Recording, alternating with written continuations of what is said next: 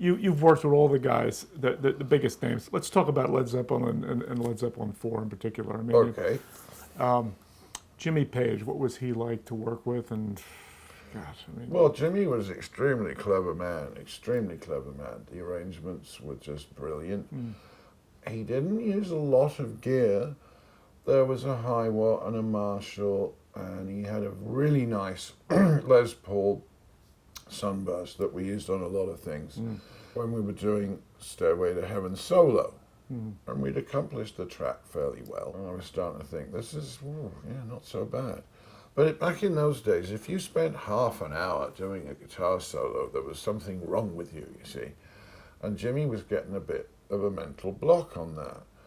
And I'm sitting there and I'm getting paranoid. I'm going, Jesus, something weird's happening here. And Pagey's getting a bit upset. And I went, you're making me really paranoid. And he went, no, you're making me paranoid. I went, no, you're making me, no, you, and it's you.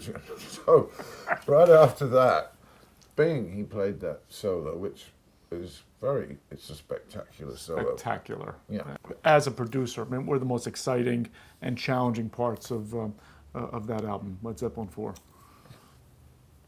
That's a funny question. I'm not quite sure how to answer that. I suppose when we went to Headley Grange, because John Bonham had always complained about his drum sound. And I didn't blame him because it sounded like it had been recorded. And I'd suggested to Jimmy that we get the Stones truck. They had the first mobile unit in Europe. And go to Mick Jagger's house, Stargroves, where I'd done the Stones and several other artists. And he went, well, how much would that cost? And I told him how much Mick's house would cost. He went, I'm not paying that much. I'm going to find somewhere else. And he got this fantastic place where you walked in the front doors and there was like a cloakroom, and then you walked through these other doors and it was like the lobby of a medium-sized hotel. So the ceiling was quite high. I drug John's kid out into this sort of lobby area and just put 2 mics up.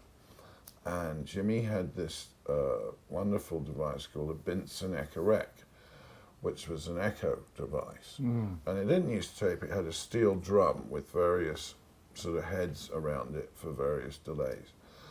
And I put that up the middle and compressed the crap out of it. And of course, at that sort of halftime feel, there's plenty of room for it to breathe for the compressed, because I really did squash it, for it to breathe, and it brings up the room, and it was bringing up the repeats. That's the way it goes. Gugu, gagak. He wasn't playing that. He was going boof, baff, boof, boof, baff. But with the echo, you get that sort of double feel. And I've always been very proud of that. Now, Jimmy, of course, says that it was all his idea, but he wasn't there. He was down the pub.